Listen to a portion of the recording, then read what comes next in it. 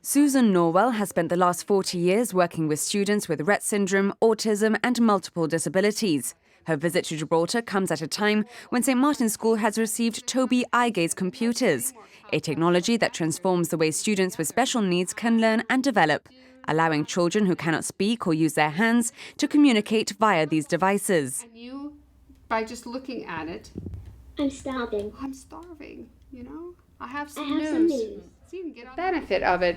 I can't even imagine anymore my life before it came and the work I was able to do before I had the Tobii, and now that I do have the Tobii. So many of the children that I work with, including girls with Rett Syndrome, but that's the majority of the kids I work with do have Rett Syndrome, don't have use of their hands and they can't talk.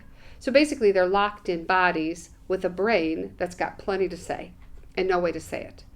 But since the advent of the Tobii, and there were Tobies before where the eye gaze wasn't as good, but you know, everything evolves. Everything gets better over time. And now the cameras in them are so sophisticated and so much better that even kids that weren't able to access them before now can. So even some children that have visual impairments or glasses can access the device to be able to have a conversation, to be able to say what hurts, to be able to make a joke, be able to tell a story. All the things that you and I just take for granted, they're now able to do. The Saffron Rose for Rett Charitable Trust donated the Tobii Eye Gaze tablets at a cost of £7,000 each. The technology has been a breakthrough in special needs education, allowing users to communicate when doctors never thought it possible. There's one thing I want to be in my life is I want to make a change globally for kids who are complex and have needs that usually keep them out of all the things that other people can do.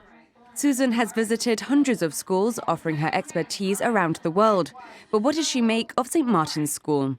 Just the general emotional response to what they were learning. I mean, there were some people that were crying because it touched their hearts when they could see kids doing the things that they were doing. That means those are people that are going to go back to their classrooms and make a change. If I had a kid with special needs and I had to make a choice, this seems like a pretty good place to be. Susan will be back on the Rock in March for further training.